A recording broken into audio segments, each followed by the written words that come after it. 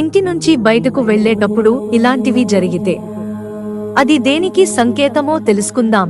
మామూలుగా మనం ఏదైనా పని మీద బయటకు వెళ్ళినప్పుడు అనుకోకుండా కొన్ని శుభాలు అశుభాలు జరుగుతూ ఉంటాయి. ఇప్పటికీ చాలా మంది మంచి ముహూర్తాల సమయంలోనే బయటకు వెళ్తూ ఉంటారు. అలాగే ఇలాంటి చిన్న పని చేసినా కూడా వాస్తు ప్రకారం ఆ పనిని ఆలోచిస్తూ ముందుకు సాగుతూ ఉంటారు. ఇకపోతే ఇంటి నుంచి ఈ పని మీద బయటకు వెళ్ళినప్పుడు జరిగే కొన్ని రకాల పనులను శుభం అశుభంగా కూడా భావిస్తూ ఉంటారు. అలాంటి వాటిలో ఇప్పుడు మనం తెలుసుకోబోయే కొన్నింటిని అశుభంగా పరిగణించాలి. అవేంటో ఇప్పుడు మనం తెలుసుకుందాం. ఏదైనా పని మీద బయటకు వెళ్తున్నప్పుడు తుమ్మడం అన్నది మంచిది కాదు. అలా మీరు లేదా వేరే ఎవరైనా తుమ్మినప్పుడు ఒక 2 నిమిషాలు కూర్చొని నీరు తాగి వెళ్లడం మంచిది. వాస్తు ప్రకారం ఇలా తుమ్మడం మంచిది కాదు.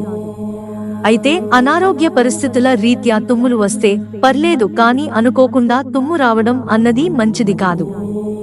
అలాగే పెళ్లి చూపులు వంటి శుభకార్యాలకు వెళ్లేటప్పుడు అద్దం పగిలిపోతే మన ప్రయాణంలో ఇబ్బందులు తలెత్తుతాయి. అందుకే అద్దం పగిలిపోతే కనుక కాసేపు కూర్చొని హనుమంతుడిని పూజించి తిరిగి వెళ్లాలని. ఇలా చేయడం వల్ల ప్రయాణంలో ఎలాంటి ఆటంకాలు ఎదురవ్వవు అని పండితులు చెబుతున్నారు. ముఖ్యమైన పని మీద బయటకు వెళ్లేటప్పుడు ఖాళీ బకెట్ను చూడడం కూడా అశుభంగా పరిగణించాలి.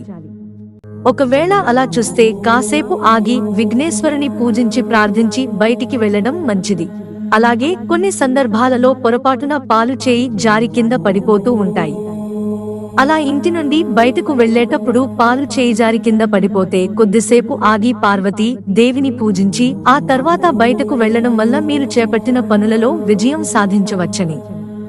అలాగే ఎప్పుడైనా ఇంటి నుండి బయటికి వెళ్ళినప్పుడు కత్తి, ఇనుము లాంటివి కింద పడితే బయటికి వెళ్ళకూడదు.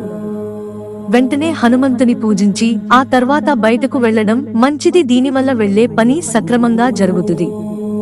ఇక మనం బయటకు వెళ్లేటప్పుడు ఎవరైనా ఎక్కడికి వెళ్తున్నావ్ అని అడుగుతారు. అలాంటప్పుడు కూడా బయటకు వెళ్లకుండా కాసేపాగి ఇంట్లో కూర్చుని వెళ్లడం మంచిది. అందుకే మన ఇంట్లోని పెద్దలు ఏదైనా పని మీద బయటకు వెళ్లేటప్పుడు ఎక్కడికి వెళ్తున్నావ్ అని అడగకూడదని అంటూ ఉంటారు. మిత్రులారా, ఛానల్ సబ్స్క్రైబ్ చేసుకోవడం మర్చిపోకండి. ధన్యవాదాలు.